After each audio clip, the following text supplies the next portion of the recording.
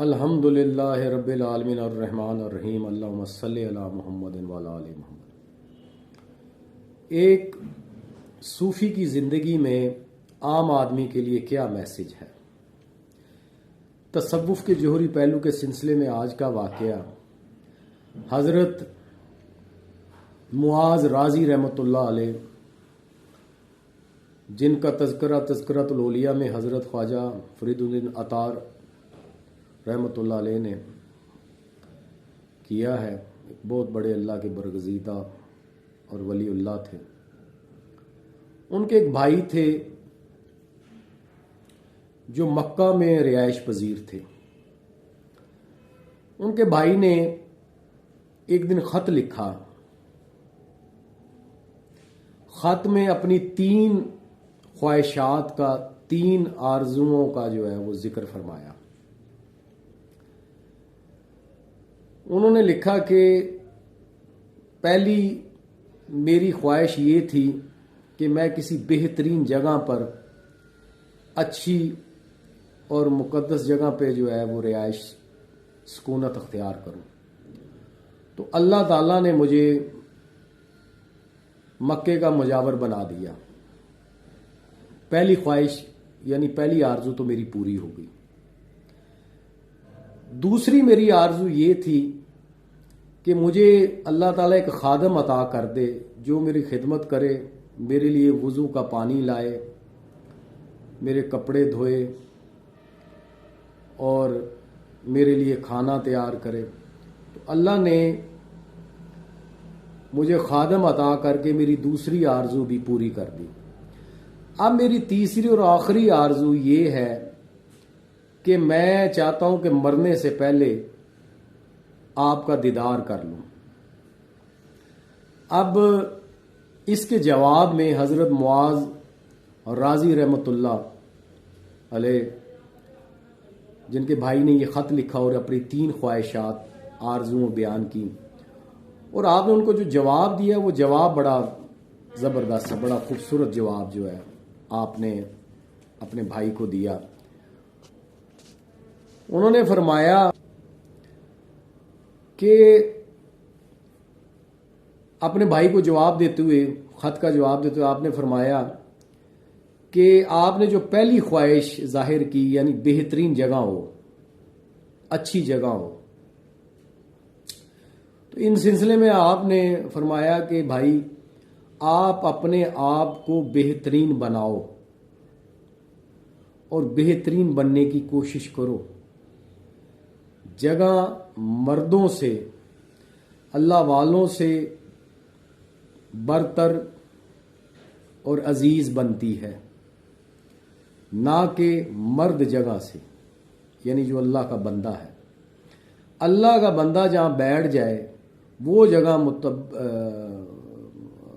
बेहतरीन और बरकत वाली कहलाती है, ना कि अल्लाह का बंदा जगह की वजह से। दूसरी जो ख्वाहिश थी उनकी खादम के हवाले से, जो उन्होंने कहा पूरी हो गई, तो आपने उसका ये जवाब फरमाया कि अगर आप में मुरव्वत और जवान मर्दी होती तो आप अल्लाह के एक खादम को अपना खादम कभी भी ना बनाते, इससे बाज रहते और अपनी खिदमत में उसे हरगिज़ मशगूल ना करते।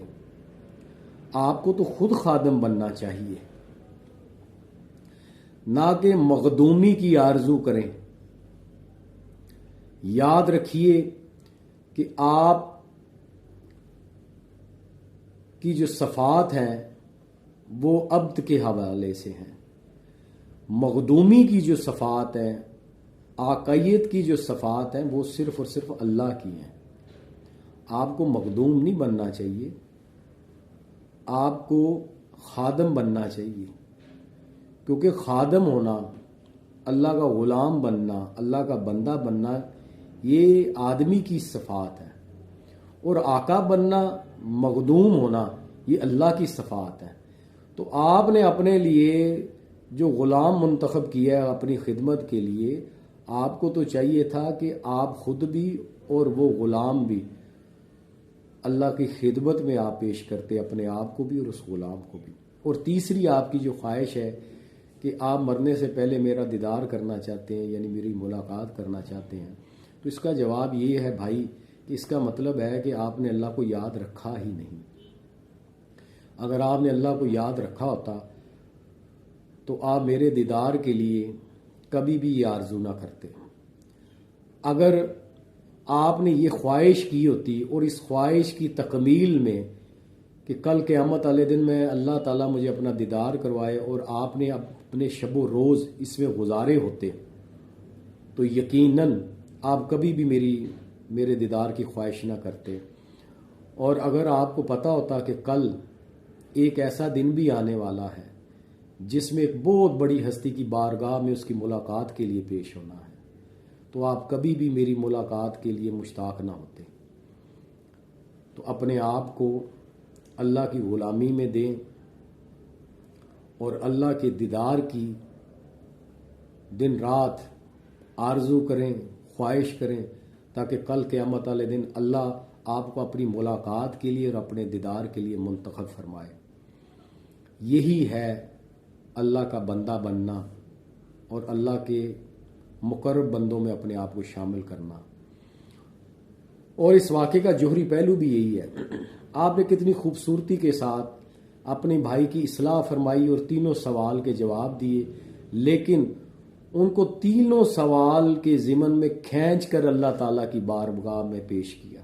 सूफिया का जो सबसे बड़ा काम था, जो इल्म था, और उनका जो अमली मुकाम था कि वो बादशाह वक्त हो या कोई ग़ुलाम हो, उसे अल्लाह ताला की तारुफ, अल्लाह ताला की ज़ात के तारुफ के लिए, अल्लाह की बारगाह में पेश करने के लिए उन्होंने अपनी ज़िंदगियाँ गुजारी। अल्लाह ताला हमें अपने बुज़ुर्गान दीन का सही मकाम और मर्तबा समझने की तौफ़ीक़ अता फ़रमाए और हम सबको मुकाम शर्फ़ अता फ़रमाए। शुक्रिया।